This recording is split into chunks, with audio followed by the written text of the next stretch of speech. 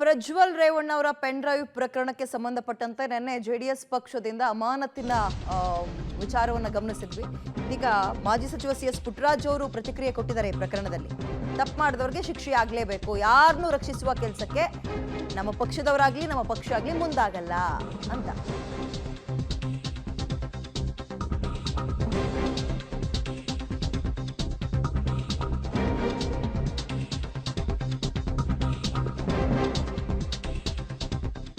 ತಪ್ಪು ಮಾಡಿದವರಿಗೆ ಶಿಕ್ಷೆ ಆಗಲೇಬೇಕು. ಎಸ್ಐಟಿ ಇನ್ವೆಸ್ಟಿಗೇಷನ್ ಅಲ್ಲಿ ಸತ್ಯಾಸತ್ಯತೆ ಶೀಘ್ರದಲ್ಲೇ ಹೊರಬೀಳುತ್ತೆ.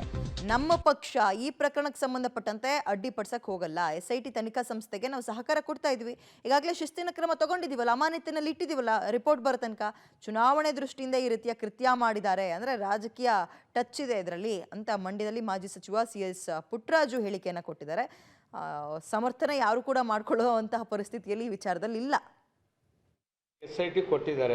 SIT ಕೊಟ್ಟ ಮೇಲೆ ಅದೊಂದು ಪ್ರಮುಖವಾದಂಥ ಸಂಸ್ಥೆ. ಸತ್ಯಾಸತ್ಯತೆ ಈಚೆಗೆ ತರ್ತಾರೆ ಅಲ್ಲ. ಈಗ ಅದರಲ್ಲಿ ಈಗಾಗಲೇ ಶಿಸ್ತಿನ ಕ್ರಮ ತಗೊಂಡಿದ್ದಾರೆ. ಪಕ್ಷ ಯಾವುದೇ ಕಾರಣಕ್ಕೂ ಈ ವಿಚಾರದಲ್ಲಿ ಮಧ್ಯಪ್ರವೇಶ ಮಾಡಲ್ಲ. SITಗೆ ಬೇಕಾದಂಥ ಎಲ್ಲ ಸಲಹೆ ಸಹಕಾರಗಳನ್ನ ಕೊಡುತ್ತೆ. ಅದು ಯಾರು ತಪ್ಪು ಮಾಡಿದರೂ ತಪ್ಪೇ. ಎಲ್ಲಿ ಅವ್ರೇನು ಡ್ರೈವ್ಗಳು ಬೀದಿಗೆ ಎಷ್ಟು ಬಿಟ್ಟಿದ್ದಾರೋ ಅದು ಮಾಂತರವಂಥ ತಪ್ಪೇ ಇದೆ. ಕೂಲಂಕುಷವಾಗಿ SIT ಅವರು ಎಲ್ಲ ವಿಚಾರದಲ್ಲಿ ಯಾವುದೇ ವಿಚಾರದಲ್ಲಿ ರಾಜಿ ಆಗದೆ ಇದಕ್ಕೆ ನ್ಯಾಯ ಇವತ್ತು ವಿಶೇಷವಾಗಿ ಮರ್ಯಾದಸ್ಥ ಮಕ್ಕಳು ಹೆಣ್ಮಕ್ಳನ್ನ ಬೀದಿಗೆ ತಂದಿರ್ತಕ್ಕಂಥದ್ದು ಮೊದಲು ಅವ್ರಿಗೂ ಶಿಕ್ಷೆ ಆಗಬೇಕು, ನ್ಯಾಯಯುತ ತನಿಖೆ ಆಗಬೇಕು ನಾವು ಒತ್ತಾಯ ಮಾಡ್ತೀವಿ. ಯಾರೇ ಇರಲಿ. ಈಗ ಅವನೇ ಹೇಳಿದಲ್ಲ, ಡಿ.ಕೆ. ಶಿವಕುಮಾರ್ ಅವರು ಇದು ಕಾರಣ ಎಲ್ಲ ಪ್ರೆಸ್ ಮೀಟ್ ಮಾಡಿ ಹೇಳಿದ್ದಾರೆ. ಡಿ.ಕೆ. ಶಿವಕುಮಾರ್ ಅವರೇ ತರಿಸ್ಕೊಂಡು ಬಿಟ್ಟವರು ನಮಗಿಂತ ಮುಂದೆ ತಂದಿತ್ತು ಅಂತೆಲ್ಲ ಏನೇನು ಹೇಳಿದ್ದಾರೆ.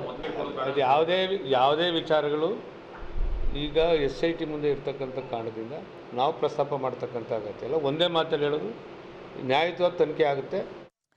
ಒಂದು ಕಡೆ ಇಂತಹ ಕೆಲಸಗಳಿಗೆ ನಾವು ಸಪೋರ್ಟ್ ಕೂಡ ಮಾಡಲ್ಲ. ತಪ್ಪು ಮಾಡಿದರೆ ಶಿಕ್ಷೆ ಆಗಲಿ, ಪಕ್ಷದಿಂದ ಏನು ಕ್ರಮ ತಗೋಬೇಕಿತ್ತು ಶಿಸ್ತು ಕ್ರಮವನ್ನು ನಾವು ಕೂಡ ತಗೊಂಡಿದ್ದೀವಿ, ಅಮಾನತಿನಲ್ಲಿ ಇಟ್ಟಿದ್ದೀವಿ.